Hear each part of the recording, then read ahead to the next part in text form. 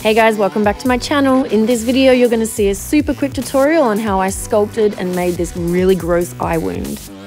Using dental separator, I applied about 3 layers to my face cast before I started sculpting with the monster clay.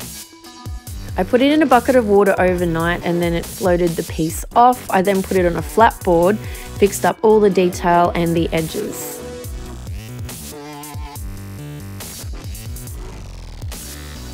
I made a mould using pinky seal, which I did forget to film, but okay.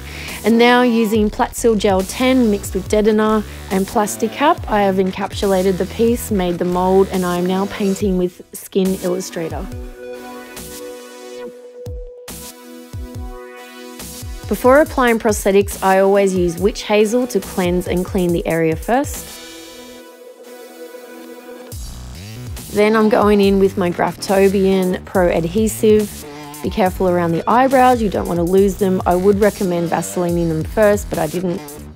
And then I start to apply the prosthetic, make sure it fits. And you know what? It's really hard doing this with one eye. Super hard. So now you can see me dissolving the edges with acetone and making sure the edges are blended well.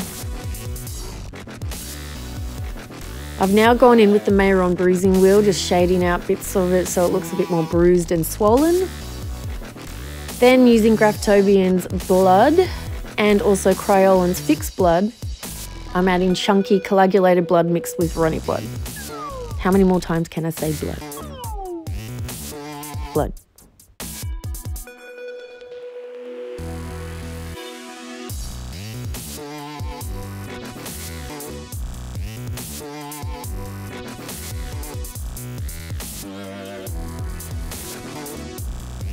I can see